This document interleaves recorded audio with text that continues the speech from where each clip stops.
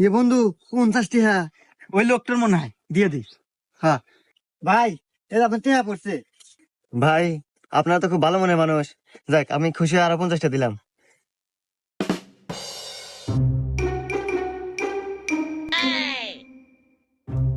এ বন্ধু আজকে 100টা পড়েছে। এ বন্ধু আজকেও দিয়ে দে, তাহলে 200 টাকা দিবে নি। হ্যাঁ ভাইয়া, এটা আপনার টাকা পড়ে রছিল। আরে ভাই, আপনাদের আসলে অনেক ভালো মনের মানুষ, এই যুগে তো এবার ভালো মানুষ পাওয়া যায় না।